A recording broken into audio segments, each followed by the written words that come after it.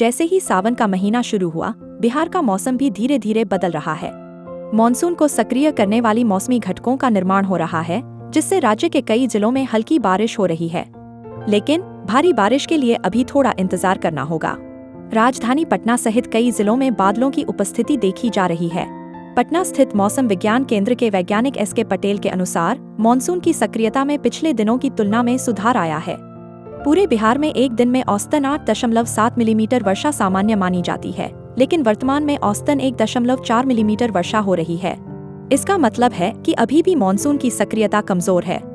आज उत्तर बिहार के कुछ स्थानों और दक्षिण बिहार के 1 या 2 स्थानों पर हल्की बारिश होने का पूर्वानुमान है।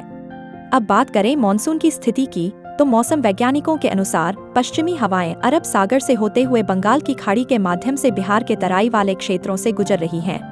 अगले 24 घंटों के दौरान वर्षा का विस्तार होते हुए उत्तरी बिहार के कुछ स्थानों पर हल्के से मध्यम वर्षा और दक्षिणी बिहार के 1 या 2 स्थानों पर हल्की बारिश होने की संभावना है।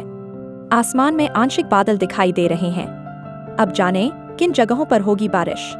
बिहार के पश्चिम चंपारण, पूर्वी चंपारण, गोपालगंज, सीवान, सारण, भोजपुर, बक्सर, अरवल, भभुआ, रोहतास और औरंगाबाद में हल्के से मध्यम स्तर की बारिश हो सकती है। वहीं अन्य जिलों के कुछ स्थानों पर हल्की बारिश की संभावना है। इसके साथ ही पश्चिम चंपारण, पूर्वी चंपारण, गोपालगंज, सीवान, सारण, भोजपुर, बक्सर, अरवल, भभुआ, रोहतास, औरंगाबाद, पटना, जहानाबाद, नालंदा, नवादा, शेखपुरा, गया, लखीसराय और बेगूसराय में मेघगर्जन और बिजली गिरने की संभावना बनी हुई है। इस वजह से येलो अलर्ट जारी किया गया है। तो अगर आप बिहार के इन इलाकों में रहते हैं तो सावधान रहें, अपनी सुरक्षा का ध्यान रखें और गरज चमक के साथ होने वाली बारिश के दौरान सुरक्षित स्थानों पर रहें।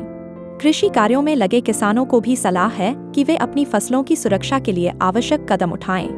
आने वाले दिनों में मौसम की जानकारी के लिए जुड़े रहें और सतर्कता बनाए रखें। मौसम का यह बदलाव न केवल हमारे लिए बल्कि हमारे पर्यावरण के लिए भी महत्वपूर्ण है। यह बारिश जहां किसानों के लिए राहत लेकर आएगी, वहीं आम जनजीवन में भी ताजगी का संचार करेगी। इसलिए इस मानसून का स्वागत करते हुए अपनी सुरक्षा का ध्यान रखें और मौसम के इस खुशनुमा बदलाव का आनंद उठाएं। लोकल 18 के लिए पटना से सच्चिदानंद की रिपोर्ट।